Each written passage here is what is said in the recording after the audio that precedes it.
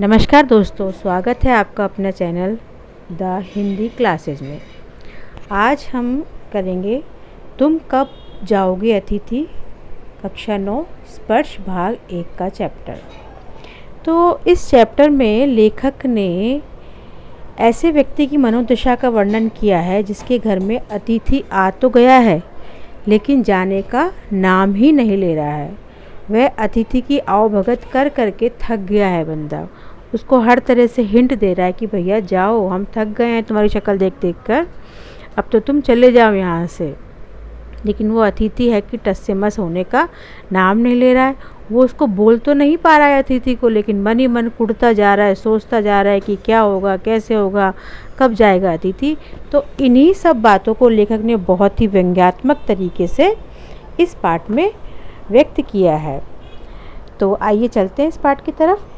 तो प्रस्तुत पाठ तुम कब जाओगे अतिथि में शरद जोशी ने ऐसे व्यक्तियों की खबर ली है जो अपने किसी परिचित या रिश्तेदार के घर बिना कोई पूर्व सूचना दिए चले जाते हैं। वैसे देखा जाए तो अतिथि का मतलब ही वही है, अतिथि, जो बिना तिथि के आ जाता है और जिसकी कोई जाने की तिथि भी नहीं होती है। तो ऐसे व्यक्तियों जो बिना चले आते हैं फिर जाने का नाम ही नहीं लेते, भले ही उनके टिके रहने से मेज़बान को कितने ही भारी क्यों ना पड़ रहा हो। तो लेखक आगे कहते हैं कि अच्छा अतिथि कौन होता है? वह जो पहले से अपने आने की सूचना देकर आए और 1-2 दिन मेहमान नवाजी करा के विदा हो जाए, या वह जिसके आगमन के बाद मेज़बान वह सब सोचने को विवश हो जाए जो इस मेज़बान के दिमाग में निरंतर विचार चल रहे हैं। तो ये बहुत ही एक व्यंग्यात्मक तरीके से लेखक ने अपनी मनोदशा या उस व्यक्ति की मनोदशा को व्यक्त किया है जिसके घर में अतिथि आ गया है और जा नहीं पा रहा है। तो लेखक के घर पर एक अतिथि 4 दिनों से रह रहा है, जिसे देखते हुए कहते हैं कि अतिथि, तुम्हें देखते ही मेरा बटुआ काँप गया, फिर भी तुम हमसे भरसक मुस्कान के साथ तुम्हारा स्वागत किया। मतलब एक फीकी सी मुस्कान के साथ हमने तुम्हारा स्वागत किया था। तुम सिगरेट के छल्ले उड़ा रहे हो, इधर मैं सामने तुम्हारे कैलेंडर बदल रहा हूँ, तुम्हारी सारी फरमाइशें पूरी हो रही हैं, कपड़े धुलवाए जा रहे हैं, बीवी मेरी आंखें दिखा रही हैं, चौथे दिन कपड़े धुल के भी आ गए हैं, सारी जो जितने भी बातचीत के मुद्दे थे वो सब समाप्त हो चुके हैं, सारी भावनाएं जो हैं वो भी अब व्यक्त हो चुकी हैं, ख़त्म हो चुकी हैं, सत्कार की ऊष्मा भी समाप्त हो गई है। अब भोजन के स्थान पर क्या ले लिया? खिचड़ी न ले लिया है। जो स्वीट होम था वह अब साइलेंट होम बन गया है। अब तो तुम चले जाओ, नहीं तो ऐसा ना हो कि मुझे जो शब्द गेट आउट है उसका इस्तेमाल करना लगे। आखिर अतिथि तो देवता होता है, तुम देवता हो और मैं तो साधारण इंसान हूँ, तो देवता और इंसान ज़्यादा दिन तक साथ साथ नहीं रह सकते। तो अतिथि तुम अब यहाँ से चले जाओ। तो ये था पाठ का सारांश, समरी। अब हम आइए विस्तार में इस पाठ का डिस्कस करते हैं। तो आज तुम्हारे आगमन के चतुर्थ दिवस पर यह प्रश्न बार बार मन में घुमड़ रहा है कि तुम कब जाओगे अतिथि। तो इसमें लेखक कहता है कि भाई अतिथि तुम कब जाओगे? बार बार 4 दिन तो तुम्हें हो गए हैं, यहाँ पर चौथा दिन है ये, पहला, दूसरा, तीसरा, चौथा, अब तो जाओ यहाँ से। तुम जा बैठे निसंकोच सिगरेट का धुआं फेंक रहे हो, उसके ठीक सामने एक कैलेंडर है। या तुम बैठ के आराम से सिगरेट पी रहे हो, उसके सामने भाई एक कैलेंडर रखा हुआ है, उसको देख लो ज़रा। देख रहे हो ना, इसकी तारीखें अपनी सीमा में नम्रता से फड़फड़ाती रहती हैं। विगत 2 दिनों से तो मैं तुम्हें दिखाकर तारीखें बदल रहा हूँ। मैं तुम्हें बार बार दिखा रहा हूँ, देखो भैया आज इतनी तारीख हो गई है, देखो भैया आज इतनी तारीख हो गई है, लेकिन तुम होगी देख ही नहीं रहे हो। तो मेरे तो समझ ही नहीं आ रहा है। तुम जानते हो, अगर तुम्हें हिसाब लगाना आता कि वह चौथा दिन है, तुम्हारे सतत आतिथ्य का चौथा भारी दिन है, पर तुम्हारे जाने की कोई संभावना प्रतीत नहीं होती है।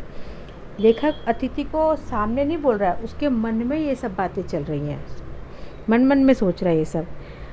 तो लाखों मील लंबी यात्रा करने के बाद वे दोनों एस्ट्रोनॉट भी इतने समय चांद पर नहीं रुके थे जितने समय तुम एक छोटी सी यात्रा कर मेरे घर आए हो। लेखक ने सबसे पहले क्या कहा, भैया जब चांद पे गए थे ना, वो भी वापस आ गए थे पृथ्वी पर, लेकिन तुम हो कि जाने का नाम ही नहीं ले रहे हो, यहीं जम के बैठ गए हो। तुम अपने भारी चरण कमलों की छाप मेरी ज़मीन पर अंकित कर चुके हो। तुमने एक अंतरंग निजी संबंध मुझसे स्थापित कर लिया है। तुमने मेरी आर्थिक सीमाओं को बैंजनी चट्टान देख ली है, तुम मेरी काफ़ी मिट्टी खोद चुके हो, अब तुम लौट जाओ अतिथि। मिट्टी खोद चुके हो मतलब जितना भी मुझे हिला चुके हो, जितनी मेरे अंदर क्षमताएं थी, मैं तुमसे काफ़ी अच्छे से बात कर ली, तुम्हें खिला पिला दिया, तुम पे खर्चा कर दिया, तो अब तुम लौट जाओ अतिथि। तुम्हारे जाने के लिए यह उच्च समय है, अर्थात हाई टाइम है। क्या तुम्हें तुम्हारी पृथ्वी नहीं पुकारती है? हाई टाइम मतलब अब तुम्हारी सेवा सत्कार जो भी हम कर सकते थे, तुम्हारा सब कुछ हम कर चुके हैं। तो वो कहते हैं कि अब क्या तुम्हें तुम्हारी पृथ्वी माँ नहीं पुकार रही है? अब जाओ, अब हमारे पास तुम्हें देने के लिए कुछ नहीं है, जितना हमें करना था हम कर चुके हैं। उस दिन जब तुम आए थे, तो अब लेखक शुरू के दिन बता रहा है। शुरू के दिन सबसे पहले क्या हुआ था? मेरा हृदय किसी अज्ञात आशंका से धड़क उठा था। अंदर ही अंदर कहीं मेरा बटुआ काँप गया। बटुआ काँप गया मतलब अतिथि आते तो पैसे तो खर्च होते हैं ना, खाना पीना घूमना फिरना, तो उनका बटुआ क्या हो गया? काँप गया। मतलब वो डर गए, पता नहीं कितना खर्चा करना पड़ेगा।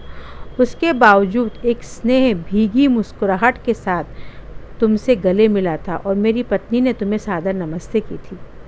तुम्हारे सम्मान में ओ अतिथि, हमने रात के भोजन को एकाएक उच्च मध्यम वर्ग के डिनर में बदल दिया था। मतलब उच्च मध्यम वर्ग के डिनर में मतलब वैसे तो हम नॉर्मल खाना बनाते हैं, लेकिन उस दिन हमने तुम्हारे लिए डिनर मतलब एक अच्छा खाना बनाया था, है ना, जिसमें रायता भी थी, 2 सब्जियां भी थी, मीठा भी था। इस तरह से हमारे नॉर्मल खाना नहीं बनता है, हम तो एक सब्जी और रोटी खा लेते हैं, लेकिन क्योंकि तुम आए थे, तुम्हारा पहला दिन था, तो हमने तुम्हारे लिए वो डिनर की व्यवस्था की थी। इस सारे उत्साह और लगन के मूल में एक आशा थी कि दूसरे दिन किसी रेल से एक शानदार मेहमान नवाजी की छाप अपने हृदय में ले तुम चले जाओगे। हमें लग रहा था बस आज रात तुम रुकोगे और कल यहाँ से चले जाओगे, तो इसलिए हमने तुम्हारा आदर सत्कार अच्छे से कर दिया था। हम तुमसे रुकने के लिए आग्रह करेंगे, अगर तुम नहीं मानोगे, अरे रुको भाई साहब, रुक जाओ, चले जाना, लेकिन तुम नहीं, मैं तो जाऊँगा, मैं तो आज ही जाऊँगा, और एक अच्छे अतिथि की तरह चले जाओगे। पर ऐसा कुछ नहीं हुआ। तुम तो बोले ही नहीं जाने के लिए, तुम तो वहीं बैठे रहे। दूसरे दिन भी तुम अपनी अतिथि सुलभ मुस्कान लिए घर में ही बने रहे।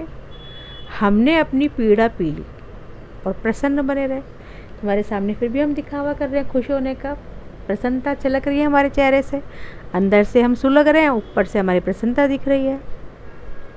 स्वागत सत्कार के जिस उच्च बिंदु पर हम तुम्हें ले जा चुके थे, वहाँ से नीचे उतर हमने फिर दोपहर के भोजन को लंच की गरिमा प्रदान की और रात्रि को तुम्हें सिनेमा दिखाया। फिर हमने अच्छा खाना बनाया तुम्हारे लिए, चलो फिर रात को भी तुम्हें मूवी दिखा दी, थोड़ा और खर्चा कर दिया तुम्हारे ऊपर। हमारे सत्कार का ये आखिरी छोर था, बस इससे ज़्यादा हम तुम्हारे पे अफोर्ड नहीं कर सकते थे कि अब तुम्हारे ऊपर और खर्चा करें, जिसके आगे हम किसी के लिए नहीं बढ़े। हमने तो इतना किसी के लिए किया भी नहीं था, तुम्हारे लिए कम से कम इतना कर तो दिया। इसके तुरंत बाद भावभीनी विदाई का वह भीगा हुआ क्षण आ जाना चाहिए था। मतलब तुम्हें कह देना चाहिए था कि भैया अब हम चलते हैं, आपका अतिथि सत्कार हमें अच्छा लगा, अब हम यहाँ से विदा लेते हैं। जब तुम विदा होते और हम तुम्हें स्टेशन पर छोड़ने जाते, पर तुमने ऐसा नहीं किया। लेखक अपने मन ही मन में सोचता है कि तुम जाते, हम तुम्हें छोड़ने जाते, हम तुम्हें बाय बाय करते और तुम खुशी खुशी यहाँ से चले जाते, लेकिन ऐसा तो हुआ ही नहीं, ऐसा कुछ भी नहीं हुआ। दूसरे दिन भी तुमने कुछ नहीं बोला कि हमें जाना है कि रुकना है। तो लेखक अब बताते हैं कि तीसरे दिन की सुबह तुमने मुझसे कहा, मैं धोबी को कपड़े देना चाहता हूँ।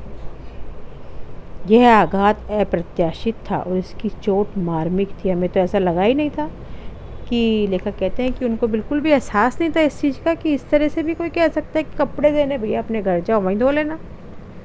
तुम्हारे सामीप्य की वेला एकाएक और रबड़ की तरह खिंच जाएगी, इसका मुझे अनुमान न था। तुम तो अपने रहने को खींचे चले जा रहे थे, जाने का नाम ही नहीं ले रहे थे। पहली बार मुझे लगा कि अतिथि सदैव देवता नहीं होता, वह मानव और थोड़े अंशों में राक्षस भी हो सकता है। तो लेखक को यहाँ लगा कि तो ये तुम तो मानव भी नहीं हो, तुमने तो मानव होने की भी सारी गरिमाएं पार कर दी हैं, तुम तो अब मुझे राक्षस के समान प्रतीत हो रहे हो।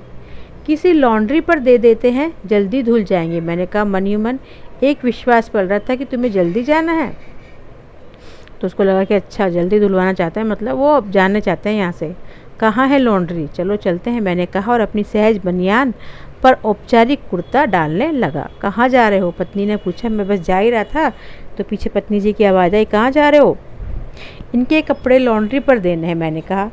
मेरी पत्नी की आंखें एकाएक बड़ी बड़ी हो गई। लॉन्ड्री? क्या इनका यहीं रुकने का प्रोग्राम है? जाने का मन नहीं है इनका? आज से कुछ बरस पूर्व उनकी ऐसी आंखें देख मैंने अपने अकेलेपन की यात्रा समाप्त कर बिस्तर खोल दिया था।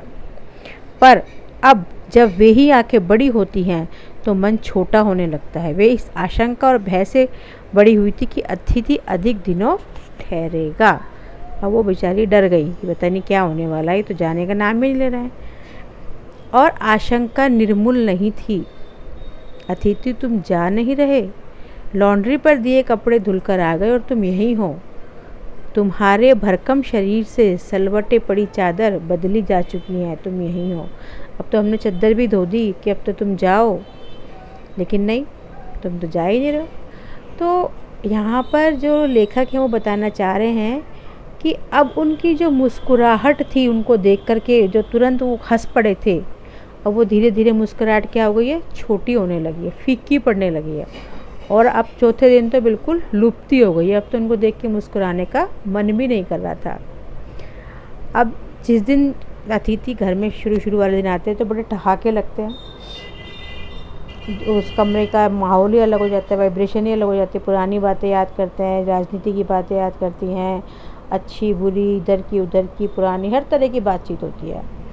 लेकिन जब धीरे धीरे अतिथि नॉर्मल हो जाता है, मतलब तो बातें भी नॉर्मल हो जाती है और बोरियत हो जाती है एक दूसरे के साथ रहते रहते। तो बातचीत की उछलती हुई गहन चर्चा के क्षेत्र के सभी कोनलों से टप्पे खाकर फिर सेंटर में आकर चुप पड़ी है। अब इसे न तुम हिला रहे हो न मैं। अब जितने भी मतलब मुद्दे थे बातचीत के सब खत्म हो गए। तुम्हारे पास जो थे तुमने सब खाली कर दिए, मेरे पास जो थे मैंने सब खाली कर दिए। अब हम बैठे हुए हैं, तुम भी अपने बैठे हुए आराम से, मैं भी बैठा हूँ। मैं उपन्यास पढ़ रहा हूँ और तुम फिल्मी पत्रिका के पन्ने पलट रहे। कोई बातचीत का मुद्दा ही नहीं है। मैं तो अंदर से भी परेशान हूँ कि तुम कब जाओगे। तुम तो फिर भी आराम में हो कि आराम से बैठे हुए, लेकिन मैं तो परेशान भी हूँ। शब्दों का लेन देन मिट गया और चर्चा के विषय चुक गए। परिवार, बच्चे, नौकरी, फिल्म, राजनीति, रिश्तेदारी, तबादले, पुराने दोस्त, परिवार नियोजन, महंगाई, साहित्य और यहाँ तक कि आँख मार मार कर हमने पुरानी प्रेमिकाओं का भी जिक्र कर लिया। अब एक चुप्पी है, अब कोई मुद्दा नहीं बचा जिसके ऊपर बात की जाए। अब तो दिल में बस यही है कि तुम यहाँ से चलते बनो।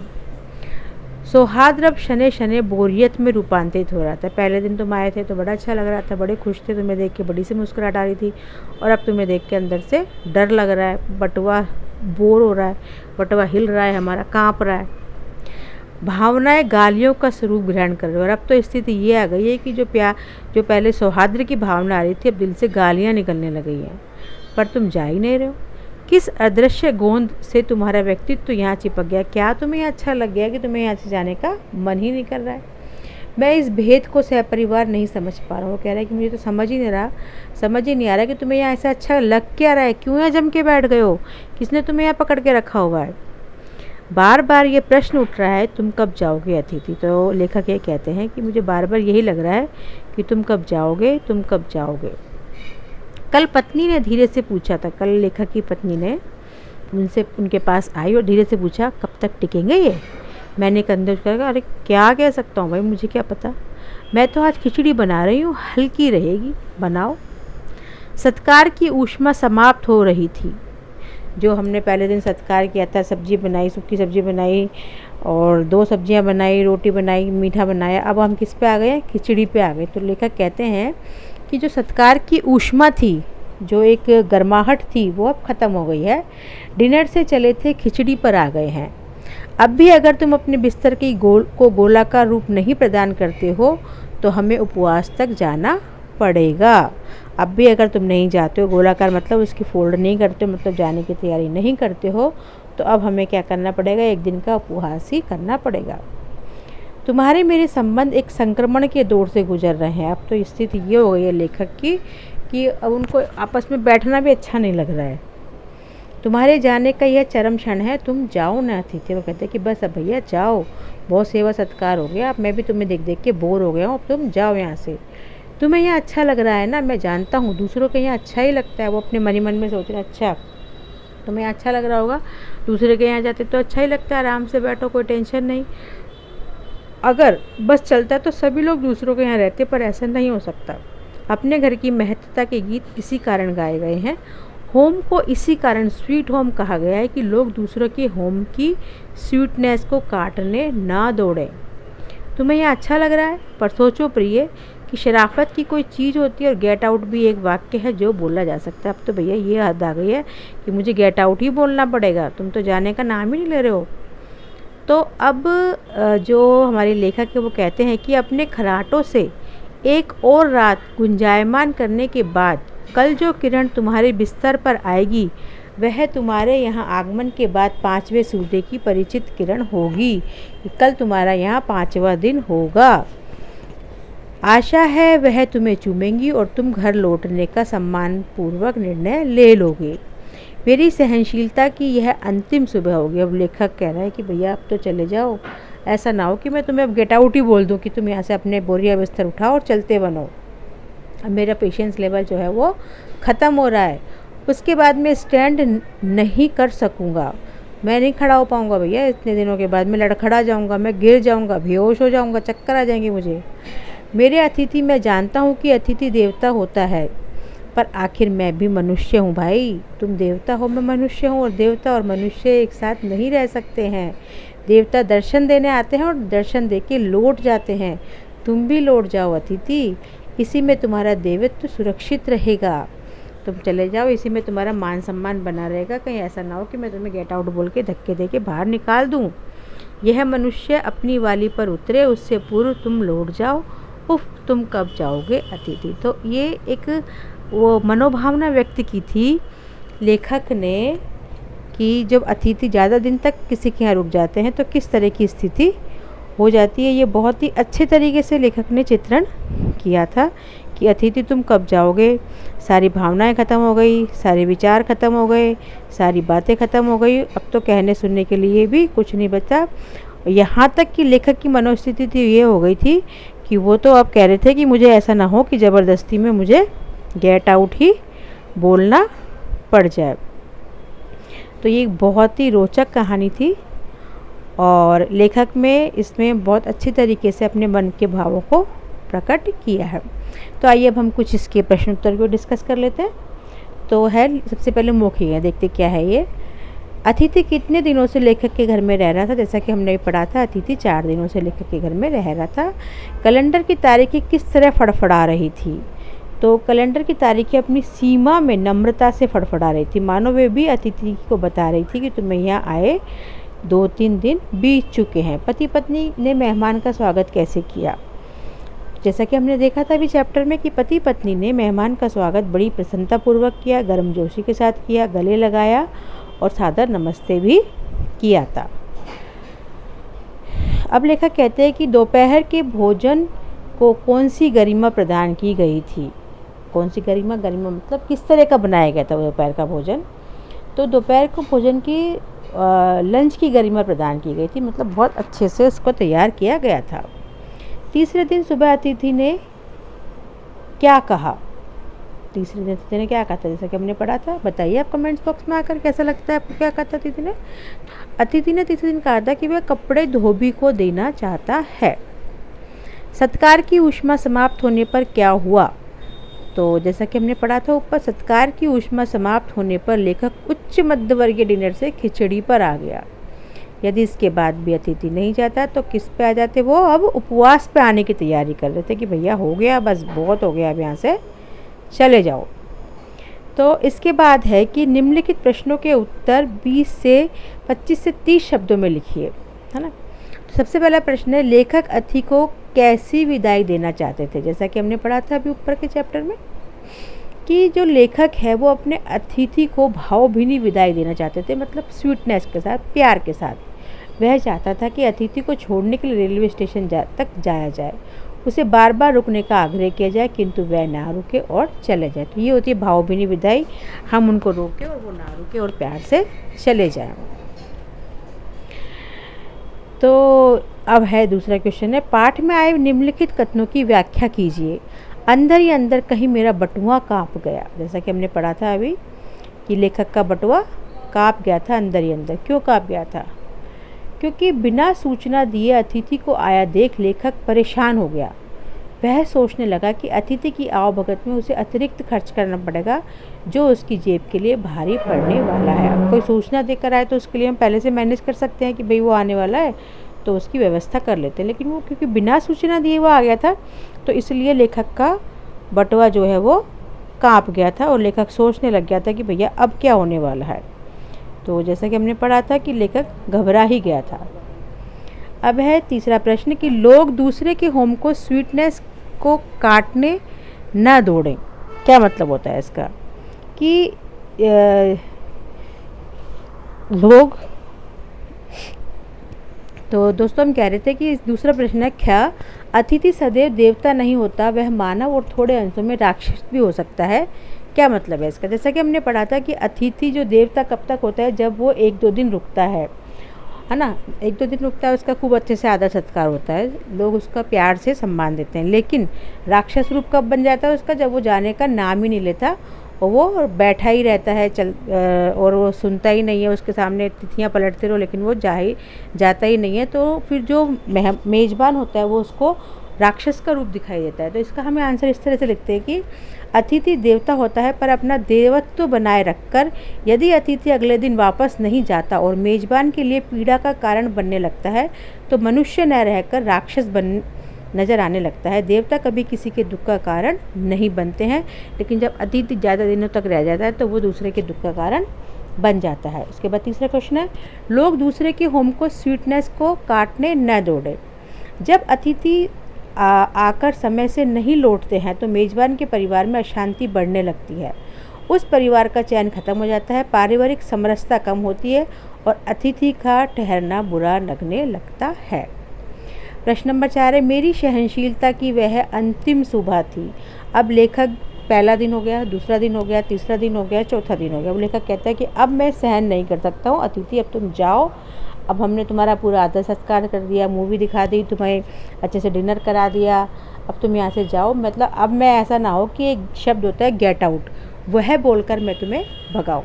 तो हम इसको कुछ इस तरह से लिख सकते हैं कि पहले दिन के बाद से ही लेखक को अतिथि का रुकना भारी पड़ रहा था।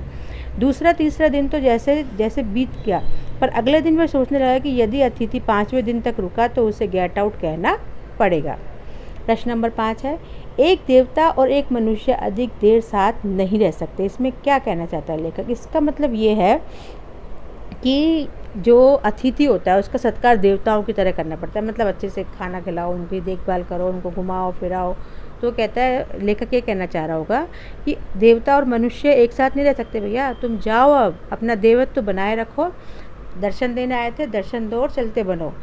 देवता कुछ ही समय ठहरते हैं और दर्शन देकर चले जाते हैं। अतिथि कुछ समय के लिए देवता होते हैं, लेकिन बाद में क्या बन जाते हैं वो? अतिथि कुछ समय के लिए देवता होते हैं, ज़्यादा दिन ठहरने पर मनुष्य के लिए वे भारी पड़ने लग जाते हैं और फिर उनको अतिथि कहा जाना, अतिथि की बजाय क्या कह सकते हैं, उनको राक्षस कहना पड़ता है ना। अब ये जो हमने छोटे पढ़ लिए थे, अब हमें इनके आंसर देने हैं 50 से 60 शब्दों में, जो नेक्स्ट हमारा सेगमेंट आ रहा है। तो कौन सा